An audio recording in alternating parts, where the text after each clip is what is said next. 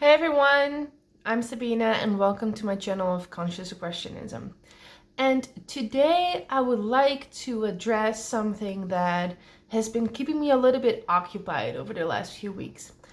Some may know that I'm an Art to Ride associate trainer. And well, if you want to know more about Art to Ride, I suggest you go to the YouTube channel of Art to Ride. But basically what Art to Ride provides is a system to gradually and consciously build your horse up from level 0 to the highest level that you would like to reach. It's a basis to start riding your horses in a correct way, or as they think is the correct way. So the thing is, I'm also a centered riding instructor. So I also follow centered riding and their way of looking in how a human is supposed to sit on the horse's body. They're looking at the human biomechanics and how that would work in the best way while riding your horse. And it's not just physically, it's also mentally. It's body awareness, it's mental awareness. And what is important in that is that you as a human being, obviously, hi cat, has an influence on the body of your horse. So if you're like super unbalanced on the back of your horse, you cannot expect anything else but your horse becoming unbalanced too. So next to that, I also follow Warwick Schiller. I am a huge fan of his psychological path. The training aspects I would personally do differently because I'm also doing the Art to Ride thing, but I really like his approach on the psychological part of training and also the physiological part of the fight and flight and freeze and the sympathetic nervous system and the parasympathetic nervous system. These are really important and signs that your horse is worried or not, because your horse may frown upon you with worriness, or because he's annoyed, or trying to figure out and trying to recognize the signals that your horse is giving you is a part we don't do with Art to Ride. It's a part we don't do with centered riding. But this is a part that Warwick Schiller is really offering you in a very great, detailed way. So what I'm trying to say here is that in the end, most people, not unlike me because I have 4 horses, but most people have the one horse.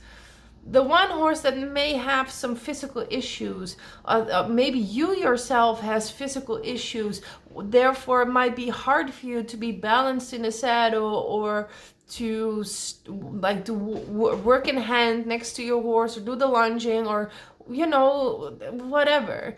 Or maybe you come across a traumatized horse, or just a horse that had really bad experiences with humans and therefore had learned very inconvenient behavior that you would like to turn around in some way.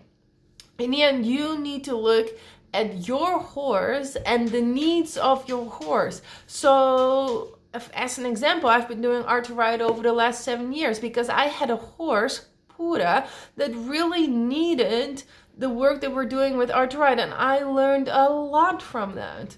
Looking at a horse biomechanically correct and helping a horse with a really bad back to gain strength and to become a horse you can actually ride and that enjoys to be ridden, because for me that is very important. I mean, she's my baby girl, But then I came across Raven, which was complete blank page. She was not ruined, but also not brought up by humans that much. So she needed someone that could do a little bit of making her more familiar with humans and how we do things with horses.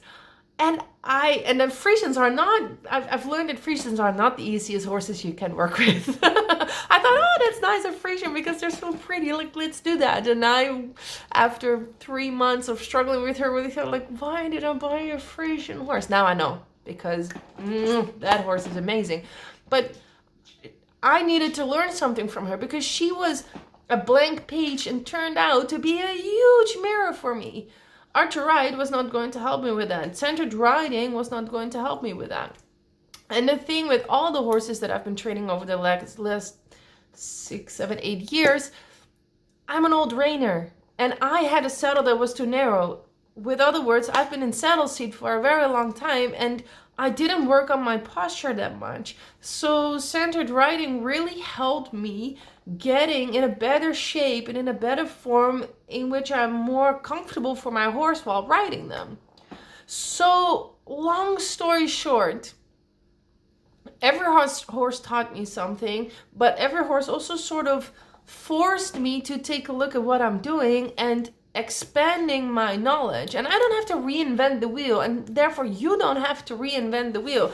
I'm just trying to hand you out some thoughts and some ideas on how to approach the things that you're running into. So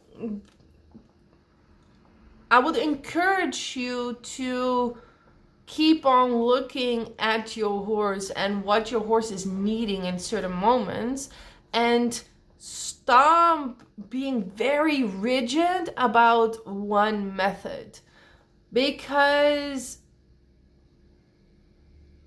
as soon as you become very rigid about one method or one theory or one guru, so to say, you might lose sight of what your horse actually needs. And that's a waste because, it's such a big opportunity for you to learn something new, to explore something new, and to grow in a bigger and stronger connection with your horse. And I don't know about you, but when I started horses as a little girl, I had this fantastic dream of cantering on the beach with my horse, and therefore I'm sorry, that was my cat. They were cantering on the beach with no bridle, and having this really big feeling of connection, and that the horse could read my mind and I could read my horse's mind, and it's this big feeling of amazingness. But in reality, it requires a lot of work to actually create that with your horse. And your horse has needs that may be really inconvenient for you, that's possible.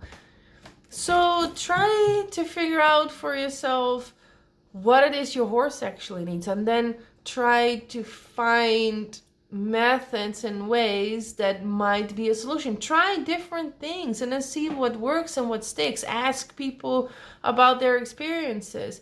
But take the note in the back of your head that when you ask other people about their experiences or their thoughts, is that they're looking from their needs and their horse's needs. So keep that critical note in mind. Like if you ask someone about someone's experience, is that horse similar to yours? Is their needs and their wishes with their horses similar to yours? If not, then keep that note, and when they reply, you also need to take their filter of it, so to say. So I hope this helps you see that there's no right and wrong in a lot of methods, because what works with one horse and the method of one person might not be the solution for the other one. But we need to make the horse center instead of our beliefs.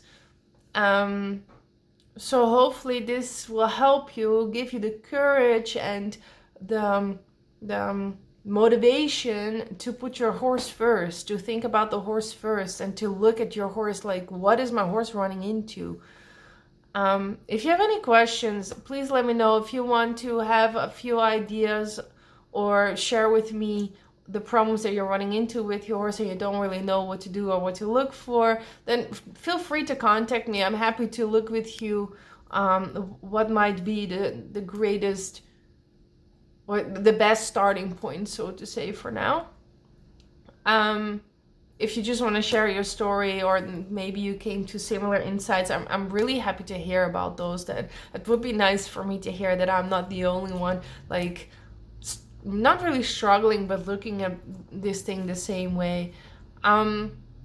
but yeah, if especially if you have any questions, please reach out. Like, do in the comments below, or follow me on Instagram or YouTube or Facebook, or wherever you are. I'm more than happy to help you or to answer your questions. For now, I wish you all a very nice day, and hopefully this is giving you some new insights and inspiration. Have a good day. Bye.